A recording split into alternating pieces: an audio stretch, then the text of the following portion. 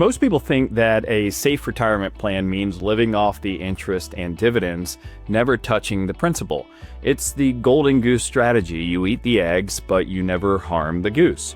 But after years of advising high net worth retirees here in Virginia and across the United States, I found that this obsession with generating a paycheck from yield often leads investors into a dangerous trap. What if I told you that by chasing higher yields to protect your principal, you might actually be voluntarily accepting lower long-term wealth, higher tax bills, and hidden risks that could erode your purchasing power over a 30-year retirement? Today, I'm going to show you why the retirement paycheck is often a marketing illusion and how a total return approach can help you build a retirement income stream that actually keeps up with inflation. Hi, I'm Mark Fonville, CEO and Certified Financial Planner at Covenant Wealth Advisors here in Richmond, Virginia. And today I'm going to show you the difference between an income machine and a wealth engine, and why shifting your mindset from chasing yield to harvesting wealth might be the most critical decision you make for your financial longevity. Now, before we dive into the math, we have to respect the psychology. Moving from your working years to retirement is a profound identity shift. You go from being a saver to a spender. That transition triggers a deep fear of running out of money. We see it all the time. To cope with this fear, many retirees use what we call mental accounting. We instinctively separate our money into two buckets. The first is principal, which is safe and shouldn't be touched, and the second is income, which is safe to spend. This feels intuitive and it feels safe, but here is the uncomfortable truth. Money is fungible. To the market and to your long-term solvency, a dollar is a dollar. It does not matter if that dollar comes from a dividend coupon or from selling a share. The problem arises when this psychological need for income forces you to ignore the mathematical reality of how markets work in the first place. By rigidly sticking to an income-only strategy, you may be inadvertently exposing your portfolio to inflation risk, tax inefficiency, and sector concentration. So let's go ahead and break down exactly why. The first is what we call the free money fallacy. Now, here's what most people miss about dividends. There is a common belief that dividends are what we call free money, a bonus you get just for holding a stock. But financially, that is not how it works. When a company pays a dividend, its share price drops by exactly the amount of that dividend. If a stock is, say, trading at $50 and pays a $1 dividend, the stock price adjusts to $49. It is not magic. It is a transfer of value from the company's cash account to your personal cash account. Mathematically, a dividend payment is equivalent to a forced liquidation of a small portion of your holding. The only difference is that with a dividend, the company's board of directors decides when you get paid and how much tax you owe. With a total return approach where you sell shares to create cash flow, you control the timing and the tax consequences. So if you are holding on to a dividend stock solely because you think it preserves your principal better than selling shares, you are falling for what we call the dividend irrelevance fallacy. You're selling equity in both scenarios. One just feels different psychologically. The second is the hidden risks of safe income. Now, a counterpoint I often hear is, but Mark, even if the share price drops, the dividend gives me a floor. It's safer. Well, let's look at history. In 2006 and 2007, Bank of America was a staple in many retiree portfolios. It traded around $50 a share and paid a healthy dividend yield of over 5%. It looked like a safe blue chip income source. Then, in 2008, financial crisis hit. The stock price collapsed, which was pretty painful, but the real shock for income investors came on January 16, 2009. Bank of America slashed its quarterly dividend from 32 cents to just 1 penny per share. That is a 97% reduction in income overnight.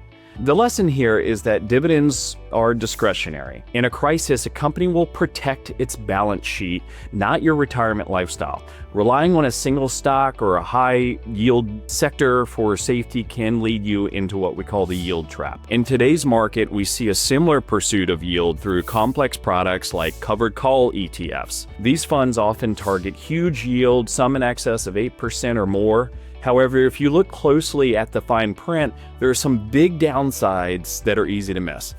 First, these funds limit how much money you can make. When the stock market goes up, you get a cash payment, but you miss out on the value of your investment actually growing in the first place. Second, you often have to pay higher taxes on that money. It is taxed like a regular paycheck instead of the lower rate usually applied to long-term investment holdings. And then third, when the market is shaky, your original investment can slowly shrink over time like a melting ice cube. Getting a big check today isn't worth it if it eats up the savings you need for the future. And this is just an example of one type of product pitching high yield for income, and there are certainly others.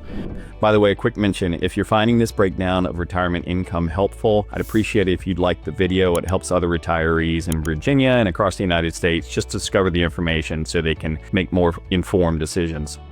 So the third here is the tax drag of yield. This is where things get really interesting for high net worth investors who have over $1 million of savings and investments. The difference between an income strategy and a total return strategy isn't just about performance. It's about what you keep after the IRS takes its share.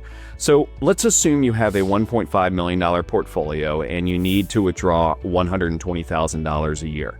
If you generate that $120,000 using high-yield bonds, REITs, or covered call premiums, much of that is taxed as ordinary income. If you are in a high tax bracket, you could be paying 24%, 32%, or even 37% on that money. Now compare that to a total return approach. Here, you generate cash flow from bond interest, qualified stock dividends, and selling shares of appreciated assets, such as an S&P 500 type index fund that you've held for over a year. The qualified dividends and capital gains income is taxed at long-term capital gains rates, which max out at roughly 20% plus the net investment income tax. So you might be thinking, that sounds great, but you still have to pay ordinary income taxes on the bond interest. And that is true. But if structured appropriately, you can keep your bonds in tax-deferred accounts like an IRA to shelter that interest and thus delay creating taxable income until you actually make a withdraw from the IRA itself. Even better, you now have control over when you are taxed on that income. In a simplified scenario, the income portfolio could pay significantly more in federal taxes annually compared to the total return portfolio. Over a 20 or 30-year retirement, that tax drag is a massive wealth eroder. By chasing yield, you may be inadvertently volunteering for a higher tax bracket. So what's the solution? Well, if chasing yield is risky and tax inefficient, how do you actually pay the bills? The solution is what we call a synthetic paycheck or homemade dividends. Instead of hoping a board of directors declares a dividend, you build a diversified portfolio focused on total return. A mix of growth and value stocks, large and small stocks, bonds, cash. When you need income, you systematically sell a percentage of the portfolio in addition to qualified dividends and interest. This approach offers three distinct advantages. The first one is inflation protection. Growth stocks like technology or healthcare often pay low dividends, and while not guaranteed, they have historically provided the capital appreciation needed to beat inflation over long periods of time. Conversely, a high-yield portfolio that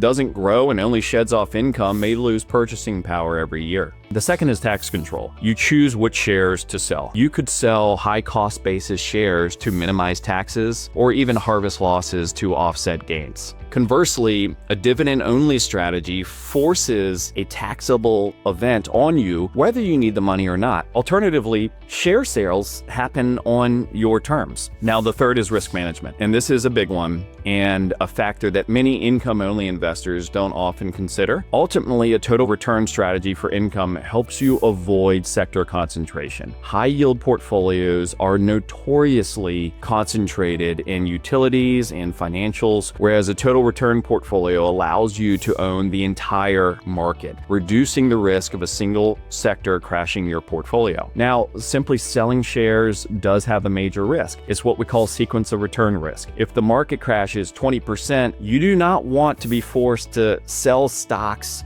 at a loss. To solve this, we use a guardrail or what we call a three-bucket strategy. You basically keep 2 to 3 years of spending needs in a stable cash bucket, 4 to 10 years of spending needs in a short-term high-quality bond bucket, and the remainder in a diversified portfolio of stocks via index funds or ETFs. When the market is up, you sell stocks to refill the bucket. When the market is down, you leave the stocks alone and spend from the cash or bond bucket. This creates a psychological bridge for a lot of folks over bear markets, allowing you to sleep well without sacrificing the growth you need to eat well later in life. And the takeaway is this: the retirement paycheck and just living off the income while what we call protecting principal feels safe because it mimics the salary you earn during your working years. But in financial markets, feeling safe often correlates with actually being unsafe. True security doesn't come from a high yield that barely keeps up with inflation. It comes from a diversified portfolio of real assets that grows over time, combined with a cash buffer to handle the volatility. You don't need an income machine to print you a paycheck. You need a disciplined process to harvest your own wealth efficiently. So if you're interested in seeing how a total return strategy with proper tax planning might apply to your specific situation, you can schedule a complimentary consultation with our team at Covenant Wealth Advisors.